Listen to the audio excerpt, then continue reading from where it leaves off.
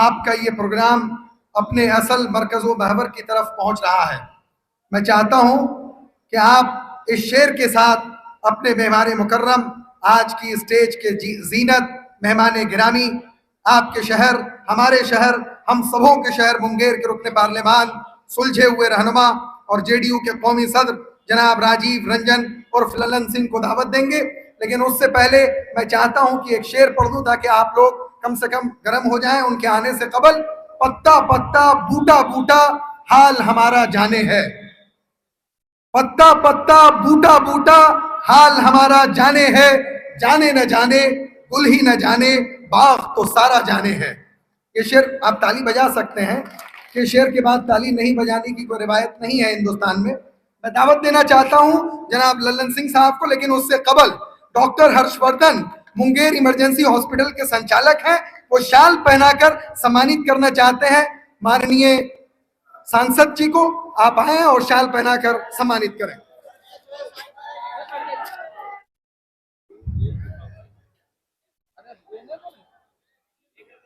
यहाँ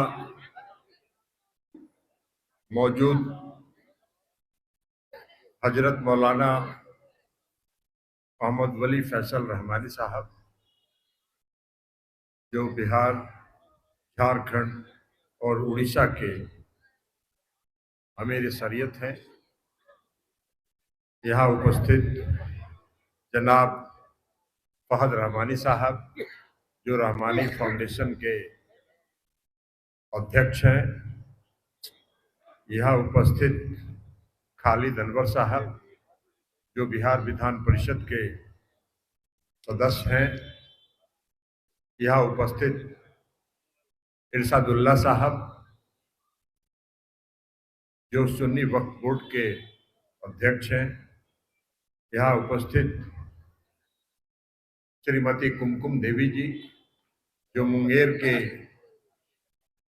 मेयर हैं, यहाँ उपस्थित खालिद हुसैन साहब, जो मुंगेर के डिप्टी मेयर हैं, हमारे साथी और राष्ट्रीय जनता दल के नेता मुकेश यादव जी,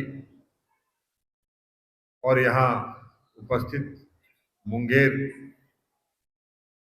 शहर के जनता दलियों के अध्यक्ष गुड्डू रायन साहब, और यहाँ उपस्थित अन्य सभी सम्मानित नेतागण, आप उपस्थित बुजुर्गों, नौजवान साथियों, माताओं और बहनों, सबसे पहले तो हम हजरत के शुक्रगुजार हैं कि उन्होंने आज हमको इस खानकाह रहमानी में आने का निमंत्रण दिया, और ये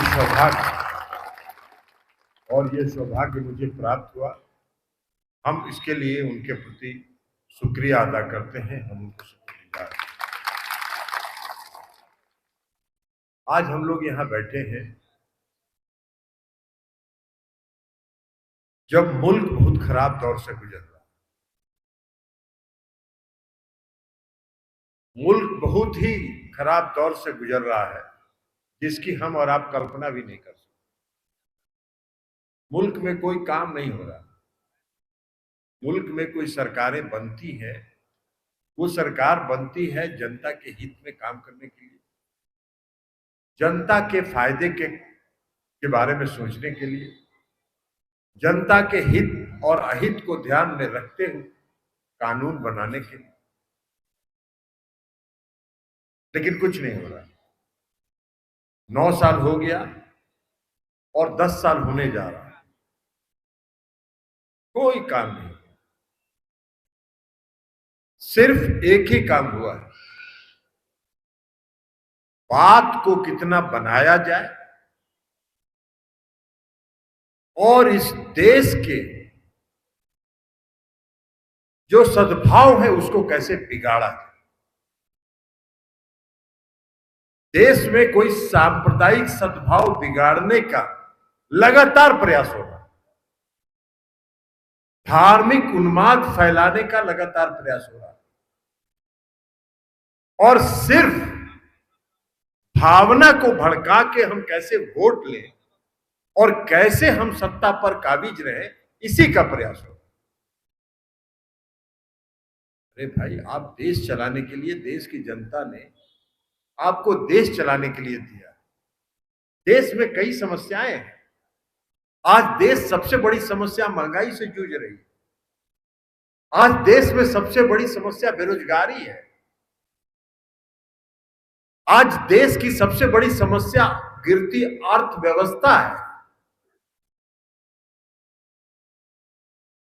उस पर कोई चर्चा नहीं। चर्चा क्या होती है? हम फ्रांस गए, हम अमेरिका गए, हम जापान गए और वहां कैसे मेरे पक्ष में नारे लग रहे थे, कैसे मेरे नारे लग रहे थे और देश का सम्मान हम बढ़ा रहे। अरे, देश का सम्मान बढ़ता है देश की समस्याओं को समाप्त करने से। देश का सम्मान बढ़ता है देश के लोगों में अमन चैन होने से। देश का सम्मान होता है आपसी भाईचारे से। ये देश किसी एक का नहीं है। यह देश किसी एक का नहीं है। यह देश हिंदू का भी है, यह देश मुसलमान का भी है, यह देश सिख का भी है और यह देश ईसाइयों का भी। और इस देश पर सबका समान अधिकार है। सबको सम्मान के साथ जीने का हक है। सबके फायदे के लिए सरकार को कानून बनाना चाहिए। वो नहीं हो रहा, इसलिए बहुत खराब दौर से हो रहा है। और हो क्या रहा है? जितनी संवैधानिक संस्थाएं हैं, जो कॉन्स्टिट्यूशनल अथॉरिटीज हैं, उन पर कब्जा करके उसका कैसे अपने विरोधियों के खिलाफ, अपने खिलाफ के लोगों के खिलाफ उसका इस्तेमाल कैसे करके देश में भय और आतंक फैलाने। आज देश का इतिहास बदला जा रहा है।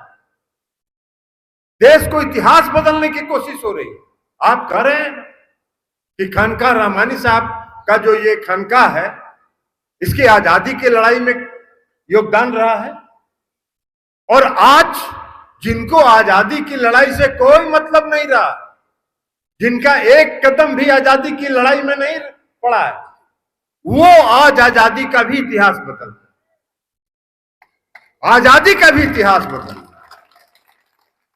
तो इसलिए आज बहुत खराब दौर से देश गुजर रहा है और हम सब लोगों को बहुत सतर्क रहने की जरूरत है। लोकतंत्र आज खतरे में है, डेमोक्रेसी खतरे में, और हम सब लोग मिलकर लड़ रहे हैं।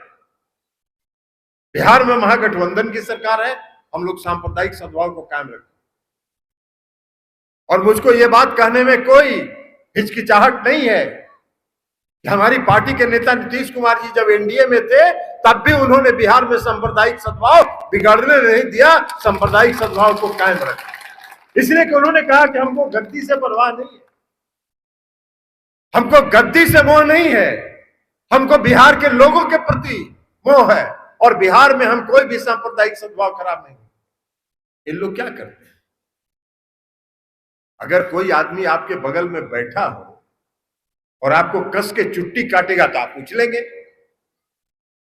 ये वही काम करते हैं, बीच बीच में चुट्टी काटेंगे और चुट्टी काट के चाहेंगे कि लोग उछलें, और जब उछले तो ये उन्माद फैलाएंगे। सतर्क रहना है, सावधान रहना है। बहुत कम समय बचा है, बहुत ज्यादा दिन नहीं है। अब 2-4 महीने के बाद चुनाव का माहौल शुरू हो जाएगा। तो इनको जितना चुट्टी काटना है ये काटते रहे, लेकिन इतना बात जरूर जान लीजिए कि इनका जाना तय है। और नीतीश कुमार जी ने बीड़ा उठाया, और नीतीश कुमार जी ने बीड़ा उठाया है कि हम सभी विपक्षी दलों को एक करेंगे। और अगर सारी विपक्षी दल एक हो गए तो इनको कोई जाने से रोक नहीं सकता है। आपने देखा, अभी हम सब लोगों ने देखा हो, कर्नाटक में चुनाव हो रहा। हम भी इतने दिन से राजनीति में, 1974 के आंदोलन से हम राजनीति में आए, तब से आज तक हम राजनीति में। हमने कभी आज तक देश के प्रधानमंत्री को चुनावी सभाओं में धार्मिक उन्माद फैलाते हुए नहीं देखा।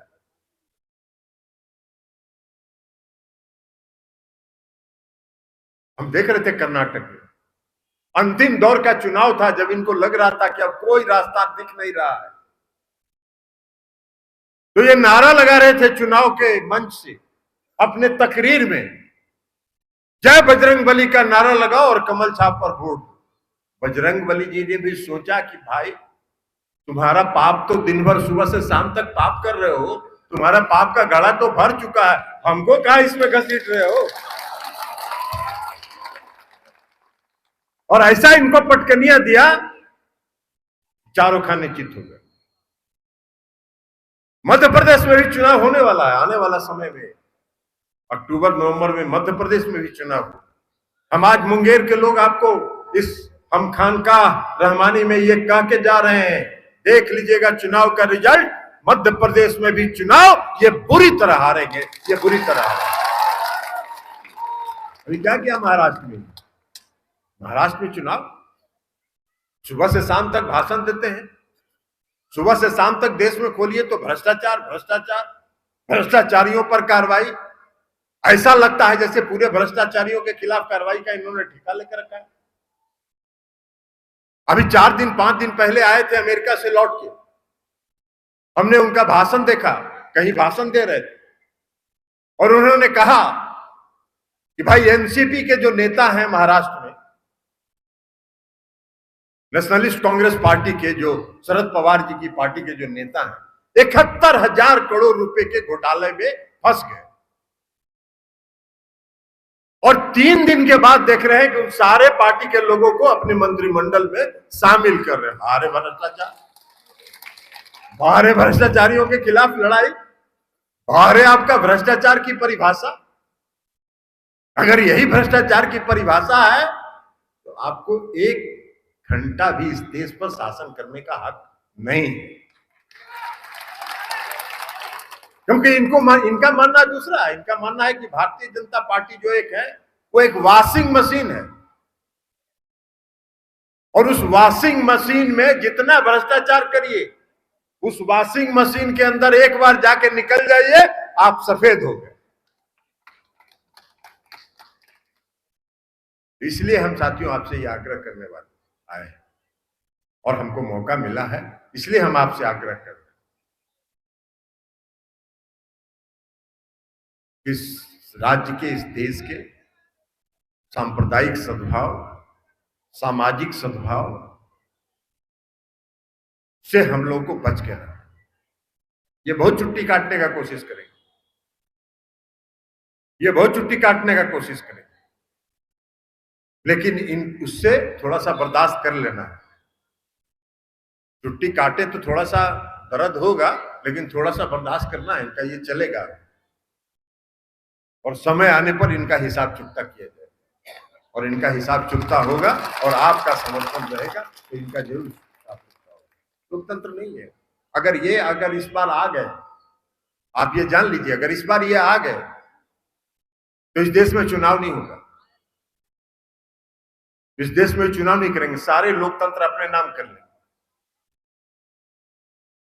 हम लोग देखा पार्लियामेंट बना हुआ है, हम लोग वहां जाते हैं, बैठते हैं, संसद भवन ऐतिहासिक उसका महत्व है, उसकी एक ऐतिहासिक उसकी संस्कृति है, उसको हटा दिया और नया भवन बना लिया और नया भवन बना के अपने नाम कर रहे हैं कि मोदी जी ने नया संसद भवन बनाया। इतिहास अपने नाम करना चाहते हैं, ये सारे इतिहास को बदलना चाहते हैं।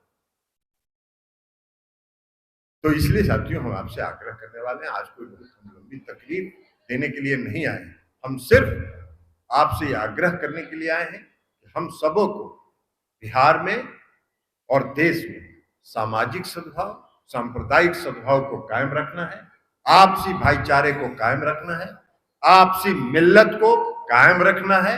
हिंदू हो, मुसलमान हो, सिख हो, ईसाई हो, सभी ऊपर वाले की देन। भाई ऐसा तो है नहीं कि हम अपना शरीर अगर काटेंगे तो मेरा कोई खून दूसरा निकलेगा, और हजरत साहब का अगर खून गिरेगा तो कोई दूसरा खून निकलेगा। खून तो दोनों लाली है। तो इसलिए इनके इस पचड़े में नहीं पड़ना है।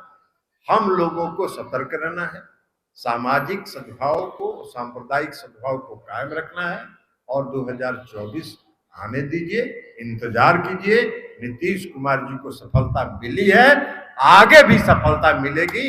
नीतीश कुमार जी, लालू प्रसाद जी, तेजस्वी प्रसाद यादव जी, ये सब लोग मिलकर सारे विपक्षी पार्टियों को एक करने में जुटे हैं, और एक समन्वय के साथ हम लोग काम कर रहे हैं। बिहार में महागठबंधन की सरकार है, मजबूत सरकार है, और लोगों के हित में काम करने के बारे में सोचने वाली सरकार है।